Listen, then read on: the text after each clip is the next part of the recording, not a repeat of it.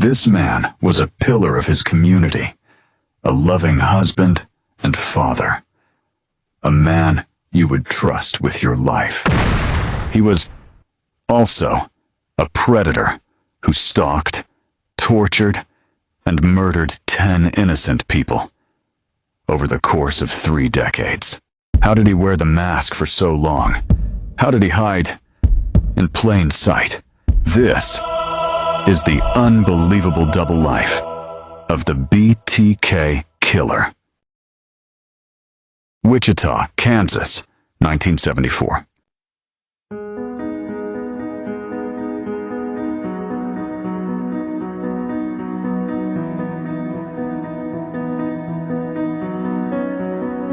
It was a city of quiet plains and simple routines, a place where the American dream felt not just possible, but present. A place of unlocked doors, manicured lawns, and the gentle hum of a community that believed it was safe. But safety is a fragile thing, a thin veil that can be torn away in a single, silent moment. On the morning of January 15th, in a small, unassuming house on North Edgemore Street, the Otero family was just beginning their day. Joseph and Julie were preparing for work. Their 2 youngest children, 9-year-old Josephine and 11-year-old Joseph Jr., were getting ready for school. It was a normal Tuesday, indistinguishable from any other. But outside, a shadow was moving. A phantom who had been watching their house, learning their rhythms, waiting for the perfect moment of vulnerability. He had chosen them, not for who they were, but for what they represented. A life he could never have, and a power he was desperate to take. By the time the family's eldest son, 15-year-old Charlie, came home from school that afternoon, the house was silent. Eerily silent. He walked up the familiar path, but a cold knot of dread was already tightening in his stomach. The front door was unlocked, slightly ajar. He called out, "Mom? Dad?" Only silence answered. He stepped inside. A child's toy lay forgotten in the hallway. The television was on, but the sound was turned down to a murmur. He walked deeper into the house, into the rooms where he had grown up, where he had felt safe his entire life. And then he found them.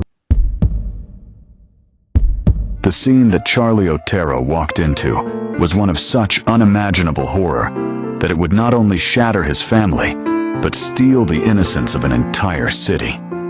His parents and his 2 younger siblings had been bound, tortured, and murdered.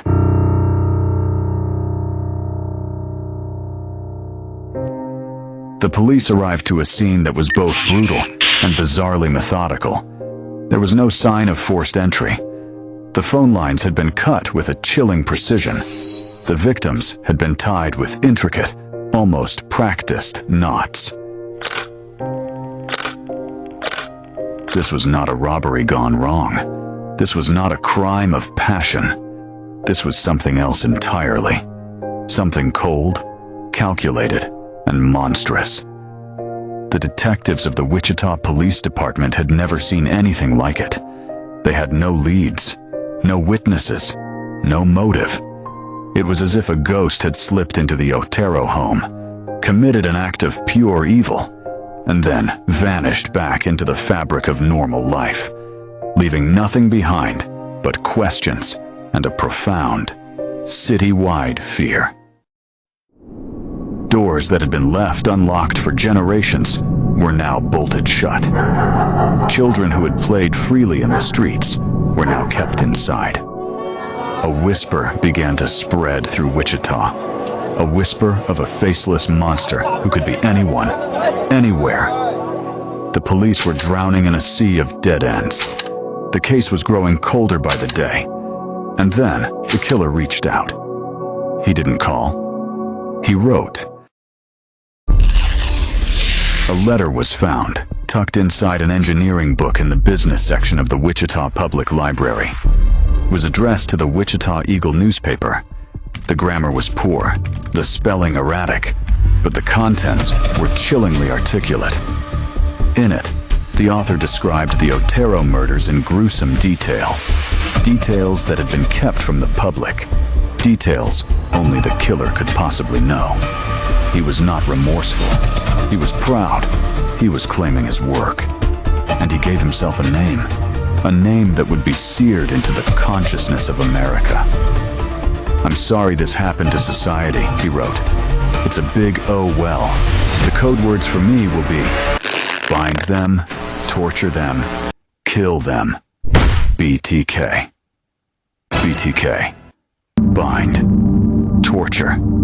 Kill."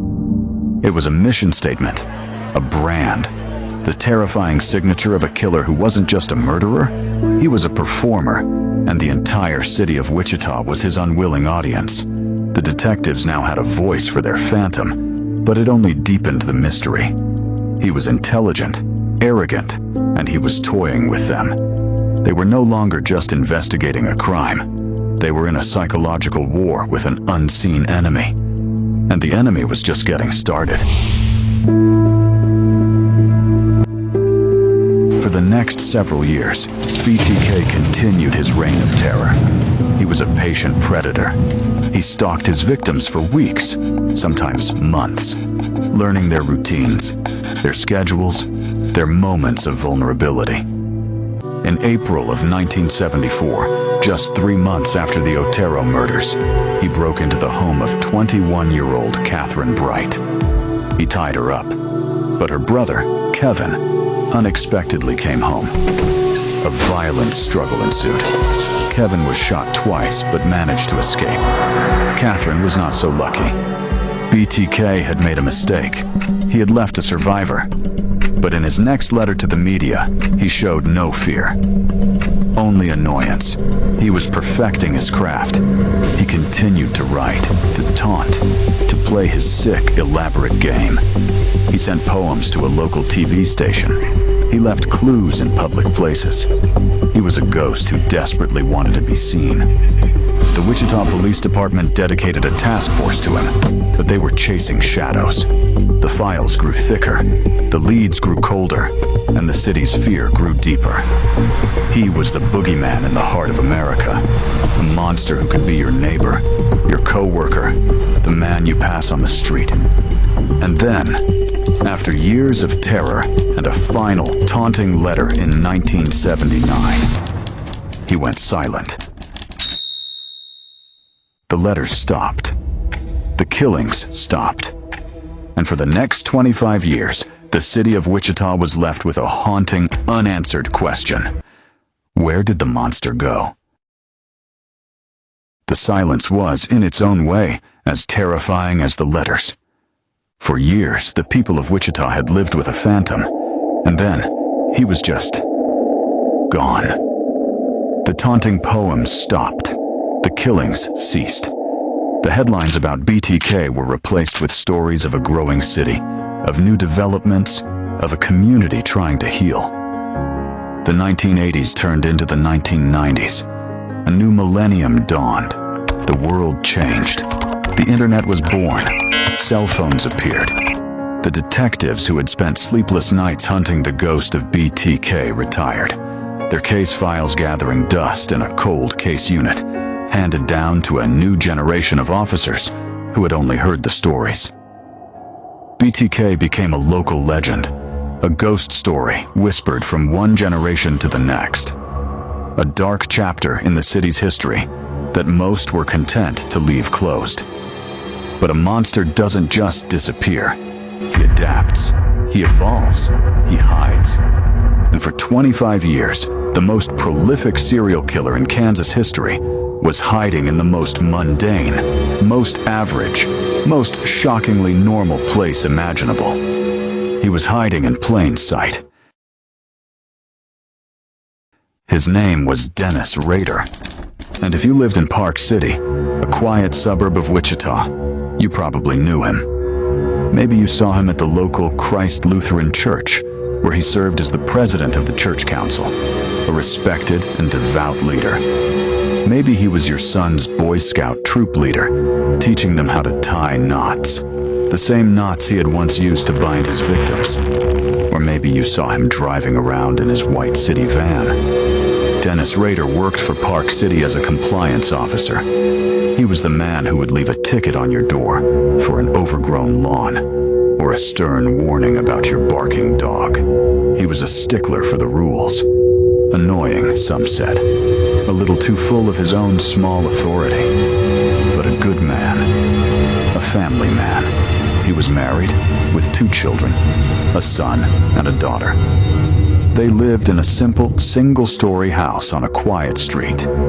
He was, by all appearances, the embodiment of the average, Midwestern suburban dad. No one could have ever imagined the abyss that existed behind his bland, bespectacled eyes. No one could have known that the man organizing the church potluck was the same man who had once written those monstrous, taunting letters.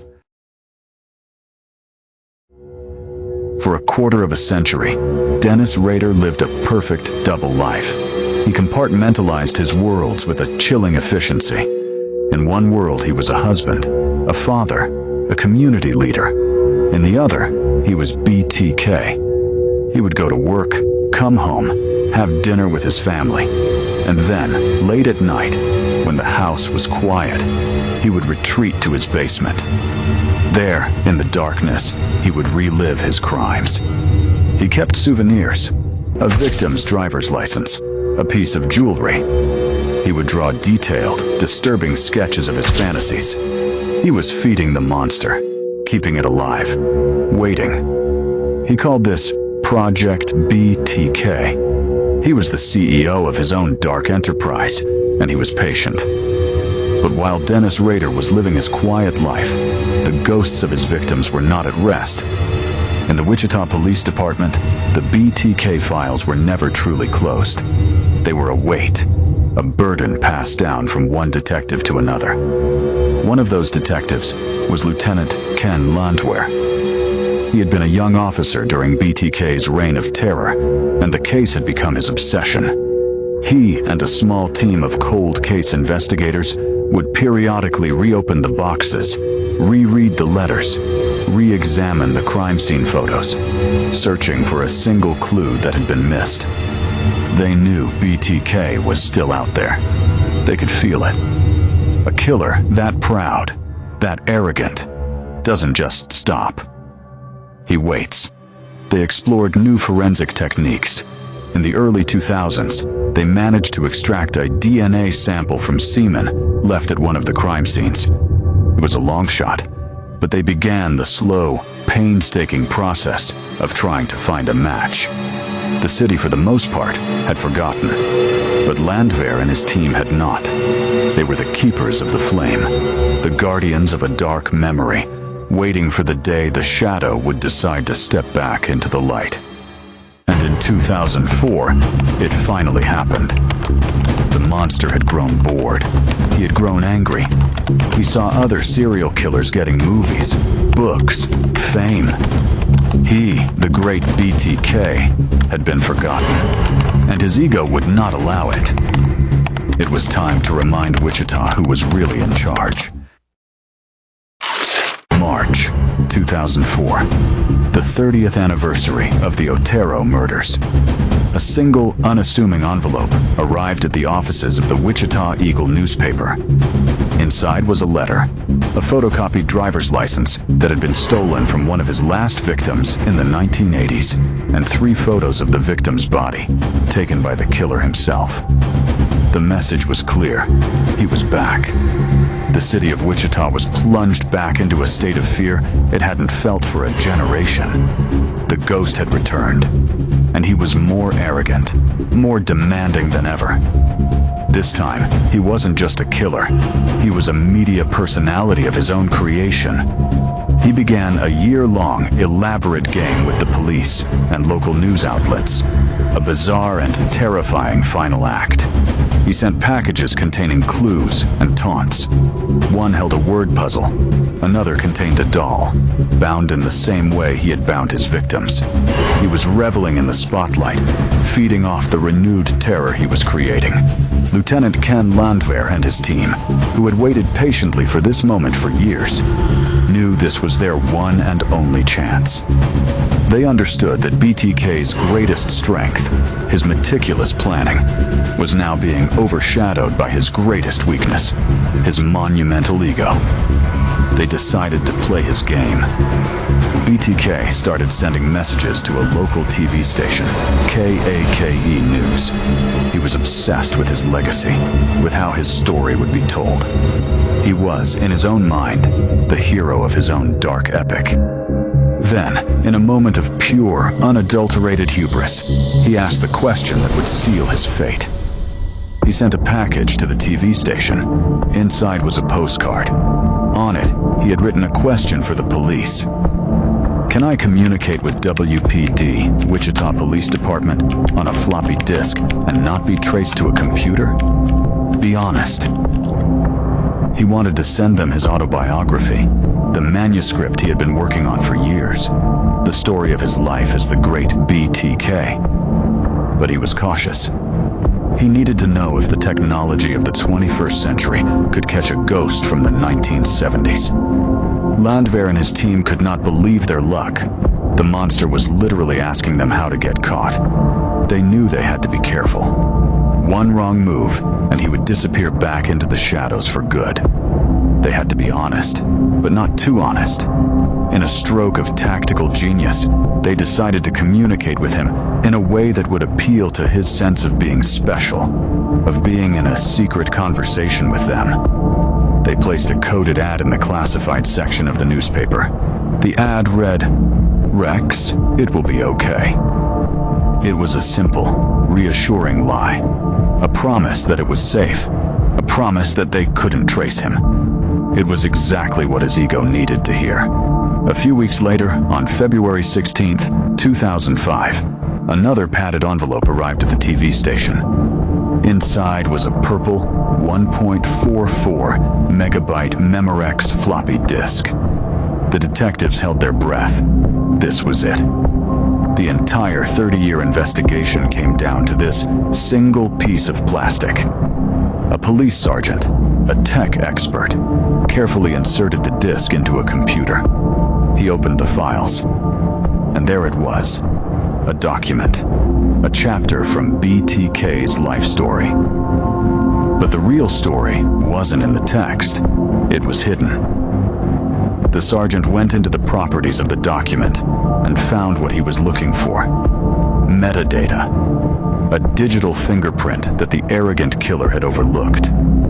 The metadata showed that the document had been last modified on a computer registered to Christ Lutheran Church. And the name of the last user to modify it? Dennis! The detectives' hearts pounded. They ran a quick search. The president of the Christ Lutheran Church Council was a man named Dennis Rader, a man who drove a white van, a man who was a city compliance officer, a man who had lived in their midst, unnoticed, for decades. The net was closing, and it was closing fast. They needed one final piece of evidence. They needed his DNA, but they couldn't risk approaching him directly. If he knew they were onto him, he could destroy decades of evidence he had likely kept as souvenirs. They discovered that Rader's daughter had recently had a pap smear at a university medical clinic. They obtained a warrant for the sample. They rushed it to the lab and compared it to the DNA that BTK had left at the Catherine Bright crime scene in 1974. It was a perfect match. They had him. On the afternoon of February 25th, 2005, Dennis Rader was driving home from lunch. He was thinking about what to have for dinner. He saw the police cars, dozens of them, waiting for him near his house. He didn't panic. He didn't run. He pulled over, and as Lieutenant Ken Landwehr approached his car, Rader asked a simple, almost disappointingly normal question. "Hi, Ken. I'm a good person. Why are you doing this to me?" In the interrogation room, he didn't ask for a lawyer. He didn't deny it. Once he realized they had the DNA, the game was over. And a new one began. The one where he finally got to tell his story. For hours, he calmly, and with a chilling, detached pride, detailed every crime, every victim, every dark moment of his 30-year reign of terror. He was not a monster in a mask anymore. He was just a man in a polo shirt, a man who had hidden in plain sight, a man whose pride had finally, blessedly, brought him down. The shadow that had haunted Wichita for a generation finally had a name. The search was over. The story of the BTK Killer is a chilling reminder that the most terrifying monsters are often the ones who look just like us. It's a story of a city's fear, a detective's patience, and a killer's pride. What part of this story shocked you the most? Was it his ability to hide in plain sight, or the unbelievable mistake that finally led to his capture? Share your thoughts in the comments below. Our next investigation will unseal another dark secret. If you believe these stories deserve a voice, subscribe and join the investigation. Thank you for being a part of this. The search for truth never stops.